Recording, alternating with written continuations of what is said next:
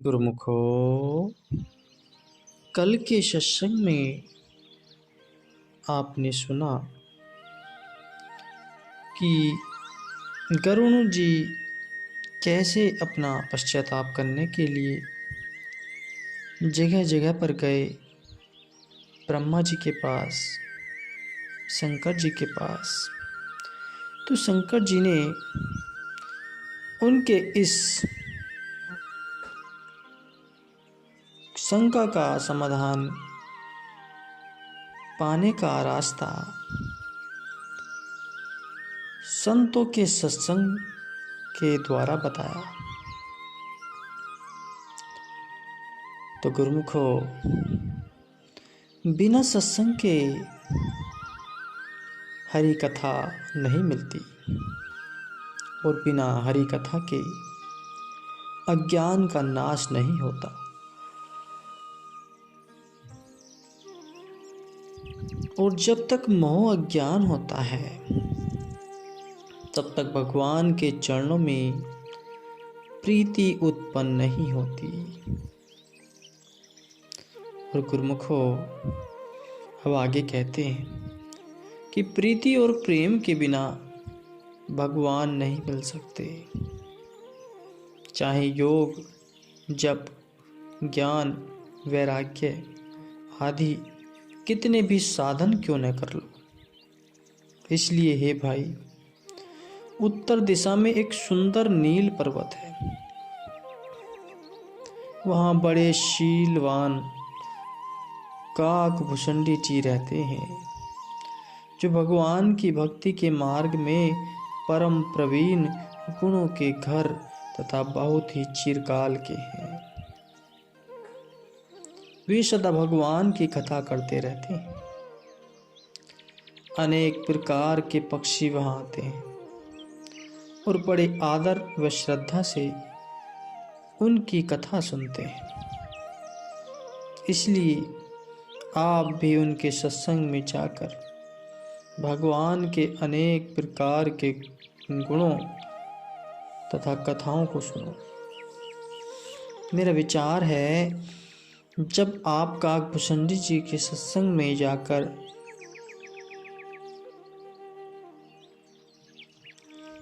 भगवान की कथाओं और लीलाओं को श्रवण करोगे तो मोह भ्रम से उत्पन्न हुआ तुम्हारा सब दुख दूर हो जाएगा। तो हे पार्वती, जब मैंने सब प्रसंग गरुण जी को सुनाया तो वे प्रसन्न हो मेरे चरणों में सिर नवाए और भूषणी जी के आश्रम को चले। तो हे पार्वती, भगवान के हर कार्य में कोई न कोई भेद छिपा रहता है। यद्यपि मैं उसे सत्संग द्वारा समझा सकता था, परंतु भगवान की कृपा से मैंने उस भेद को समझाया। इस कारण मैंने स्वयं उसे न समझाया और उचित जानकर काकभूषणी जी के पास भेज दिया। वह भेद यह था कि गरुण जी ने कभी अभिमान किया होगा, जिसे भगवान दूर करना चाहते हैं। यदि मैं समझा दूंगा तो अभिमान न जाएगा। इस कारण पक्षीराज का भ्रम काक द्वारा दूर कराऊं तो मालिक की मौज पूरी होगी। यही भेद था जिसको समझकर मैंने उसे काक जी के पास भेजना ही उचित ख्याल किया।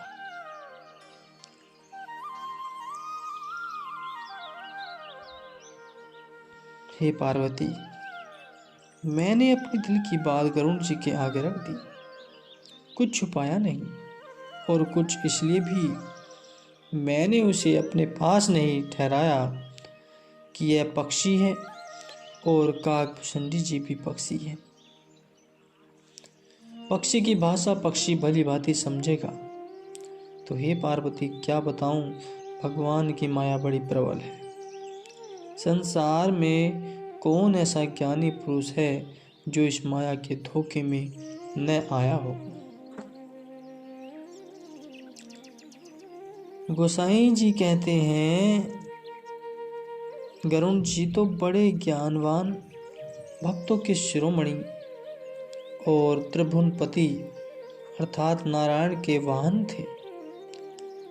उनको भी प्रबल माया ने मोह लिया, तो ऐसी माया के पामर जीव कैसे बच सकते हैं। यह माया शिव जी और ब्रह्मा जी के मन को भी मोह लेने वाली है, तो अन्य संसारी जीव किस गिनती में है। दिल में ऐसा जानकर जो भगवान के भक्त हैं, इस माया से बचने के लिए सदा भगवान के भजन भक्ति में सावधान रहते हैं, ताकि मन और माया को धोखा देने का अवसर ही न मिले। तो गुरुमुखों पर किए गए शिवजी महाराज जी के कथनानुसार कि हे पार्वती, गरुण जी ने कभी अभिमान किया होगा कि मैं पक्षी का राजा हूँ, पक्षियों का राजा हूँ और संसार के सारे पक्षी मेरी प्रजा हैं, तथा इस अभिमान को भगवान तोड़ना चाहते हैं। इसलिए उन्होंने आपने समझाया और भूषणी जी के पास भेजा। यहाँ पर जो अपना अनुभव कहता है, उसके अनुसार शिव जी भगवान जी ने भगवान के भेद को यथार्थ रूप में समझा। भगवान का सहज स्वभाव है कि वे अपने सेवक का अभिमान नहीं रहने देते। इस स्थान पर दो चौपाइयाँ और एक दोहा जो काकभूषण जी के संवाद में आगे चलकर आएगा, ध्यान देना गुरुमुख। सुनहु राम कर सहज सुभाऊ, जन अभिमान ने राखई काऊ। संसित मूल शूल प्रद नाना, सकल शोकदायक अभिमाना। ताते करहि कृपा निधि दूरी, सेवक पर ममता अति भूरी। जिमि शिशु तनु व्रण होई गोसाई, मातु चिराब कठिन कीना। यद्यपि प्रथम दुख पावे, रोवे बाल अधीर। व्याधि नाश हित जननी, गन न सो शीस पीर। काकभूषण जी कहते हैं कि हे गरुण जी, श्री भगवान जी का सहज स्वभाव है कि वे अपने दास को अभिमान नहीं रहने देते, क्योंकि अभिमान ही सृष्टि अर्थात जन्म मरण का मूल है, जिससे अनेक शूल उत्पन्न होते हैं। अर्थात अभिमान सकल शोकदायक और शूल उत्पन्न करने वाला है। इस कारण कृपा के सागर प्रभु अभिमान को दूर कर देते हैं। यह उनकी अपने सेवक के साथ बहुत ममता और प्यार की निशानी है। जैसे बालक के शरीर में फोड़ा होता है तो माता कठिन हृदय कर के उसे चिराव देती है। यद्यपि पहले बालक दुख पाता है और अधीर होकर रोने लगता है, परंतु माता व्याधि दूर करने के निमित्त बालक की पीड़ा को पीड़ा नहीं गिनती। यह बालक के ऊपर माता की दया होती है, क्योंकि माता जानती है कि यह दुख नहीं है, परिणाम इसका दुख होगा। ऐसे ही जब सेवक के अंदर अभिमान आ जाता है तो प्रभु जानते हैं यह व्याधि आ गई है, तब वे दया करके जैसे कैसे भी उस व्याधि का इलाज करते हैं, अर्थात उसकी जड़ को शीघ्र काट देते हैं।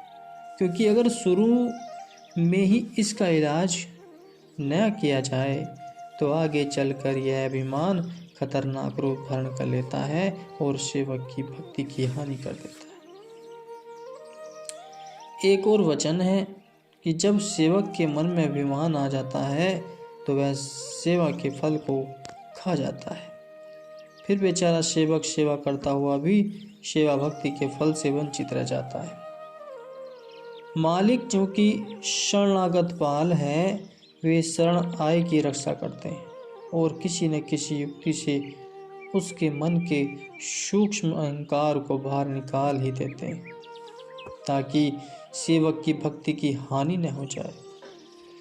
यह उनकी विशेष दया का स्वरूप होता है। गरुड़ जी पक्षियों के राजा हैं और काकभूषणी जी का जन्म पक्षियों की एक छोटी जाति में है, परंतु भक्ति के विषय में ऊंच और नीच जाति को कुछ नहीं समझा जाता।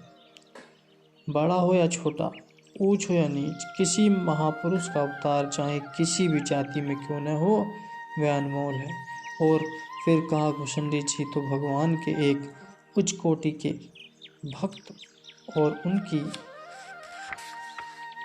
प्रसन्नता के पात्र हैं। उनके विषय में तो जाति पाति का कोई प्रश्न ही उत्पन्न नहीं होता। केवल गरुड़ जी का अभिमान दूर करने के लिए उसी काकभूषणी जी के पास भेजने की रचना रचाई। एक बात तो यह हुई। दूसरी बात यह है कि इस प्रसंग में गरुड़ जी के अभिमान का एक कारण और भी दिखाई देता है। वह यह है कि गरुड़ जी भगवान के निकटवर्ती हैं और भगवान के वाहन हैं, तो कभी कभी ऐसा भी हो जाता है कि सेवक को मालिक के निकटवर्ती होने और उच्च अधिकारी बन जाने का भी अभिमान आ जाता है। यह अभिमान अति सूक्ष्म होता है, सेवक उसे समझ नहीं सकता, मगर मालिक तो जानते हैं। इसलिए सेवक की भक्ति की रक्षा के लिए जो कुछ भी उन्हें करना पड़ता है करते हैं, जिससे उनकी भक्ति की रक्षा होती है। हनुमान और लक्ष्मण आदि ने भी युद्ध में रावण और कुंभकर्ण जैसे महान बलि योद्धाओं पर विजय प्राप्त की, तो लव कुश तो नादान बालकों द्वारा उनकी की हुई कमाई और सेवा भक्ति की रक्षा कराई, जबकि उन दो बालकों ने अश्वमेघ यज्ञ के अवसर पर हनुमान लक्ष्मण आदि श्री राम जी की सारी सेना के शूरवीरों को मूर्छित कर धरती पर गिरा दिया। महाभारत के युद्ध में भी कर्ण, द्रोणाचार्य और भीष्म पितामह जैसे शूरवीरों पर अर्जुन को विजय प्राप्त हुई। फिर वही अर्जुन था और वही उसका गणित धनुष, लेकिन वन के भीलों से हार खा गया, जबकि भीलों ने लकड़ी के तीर कमानों से उसके साथ युद्ध करके उसे मूर्छित कर दिया। यह जो कुछ भी होता है भगवान की अपनी मौज से होता है, और वे सेवक की भक्ति को सुरक्षित रखने के लिए उनके अभिमान का नाश करते हैं। ऐसा संत सत्पुरुष अवतारों के पवित्र इतिहास बतलाते हैं। इस प्रसंग में एक और बात भी विचारने योग्य मिलती है। गुरुमुखों, कहा जाता है कि भगवान और भगवान के भक्त दोनों एक स्वरूप होते हैं, उनमें कुछ भी भिन्न भेद नहीं है। फिर कहा है कि भक्तों का हृदय भगवान के प्रेम और भेद का संदूकचा है, और भगवान अपनी बहुमूल्य वस्तुएं यानी भक्ति के गुण रहस्य ऐसे हृदय में रखते हैं।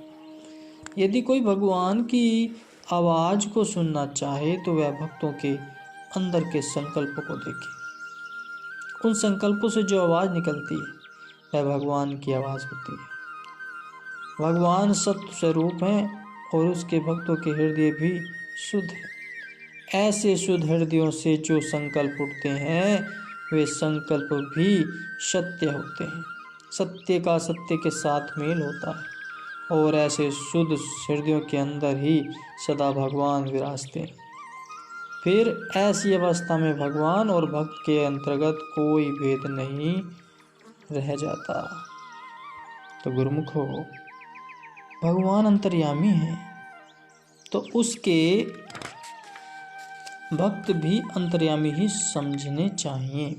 भगवान यदि भक्तों के मन की जानते हैं तो भक्त भी भगवान की मौज को समझ जाते हैं और उसी मौज के अनुसार बरतते हैं। शिव जी भगवान के परम भक्त हैं, ऐसा रामायण का इतिहास बतलाता है। उन्होंने भगवान की मौज को समझा और उस मौज के अनुसार गणेश जी को काकभूषण जी के पास भेज दिया, जिससे उनका अभिमान टूटे और उन्हें भगवान जी के साथ रहने का जो घमंड, जो विचार मन में उत्पन्न हुए थे, वे दूर हो सके।